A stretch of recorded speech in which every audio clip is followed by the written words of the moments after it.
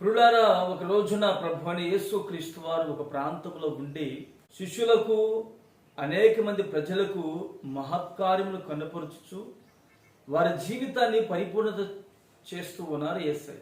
అయితే వారి కొరకు ప్రార్థన చేస్తున్నారు, వారి ఎదుట మహత్కార్యాలు చేస్తున్నారు. అనేక మంది ప్రజలు యేసయ్యను వెంబడిస్తూ ఉన్నారు. ఒకానొక సమయంలో ఒక ధర్మశాస్త్రోపదేశకుడు లేచి ప్రభువుని అడుగుతారు, అయ్యా, 10 ఆజ్ఞలలో ఏ ఆజ్ఞలు శ్రేష్టమైనవి అని అడిగాడు. పాత నిబంధన పద్ధతి ప్రకారం అయితే 10 ఆజ్ఞలు పాటించమని ప్రభు చెప్పారు. అయితే క్రొత్త నిబంధనలో 10 ఆజ్ఞల కంటే మనకిచ్చినటువంటి 2 ఆజ్ఞలు ఉన్నాయి. ఆ 2 ఆజ్ఞలు ఏమిటో చదువుకుందాం. మత్తయి సువార్తమానము 22వ అధ్యాయము 37-38 వచనములు.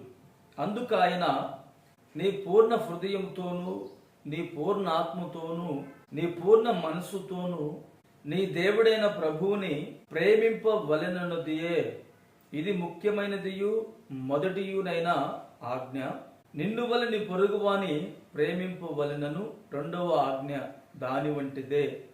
మొదటిగా ప్రభు స్థానము ప్రభుకి ఇవ్వాలి. అంటే మన పూర్ణ హృదయంతో, పూర్ణ మనసుతో, పూర్ణ హృదయంతో దేవుని ఆరాధించాలి, ప్రభువును మాత్రమే ప్రేమించాలి.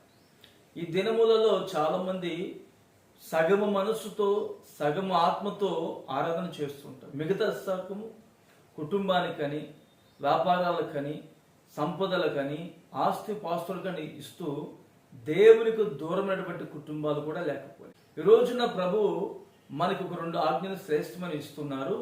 మొదటిది ప్రభువుని ప్రేమించాలి, రెండవది మన వలె మన పొరుగువాని ప్రేమించాలి. అంటే నిన్ను వలె మనం ఎలా ప్రేమించుకుంటామండి? ఉదయాన్నే లేచి చక్కగా ఫ్రెష్ అయిపోయి ఎంత శుభ్రమైనటువంటి బట్టలు కట్టుకుంటాం. అంటే మనకే మనం ఎలా ప్రేమించుకుంటున్నామో అదే విధముగా నీ పొరుగువాని కూడా మనం ప్రేమించాలి. అప్పుడు ఈ 2 ఆజ్ఞలు మనం పాటించే వారముగా ఉంటాం.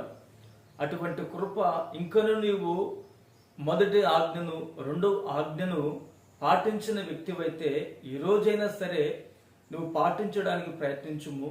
నా యేసయ్య ఈ ఆజ్ఞల ద్వారా నీవు పరిపూర్ణత చెందుదువుగాక. ఆమేన్.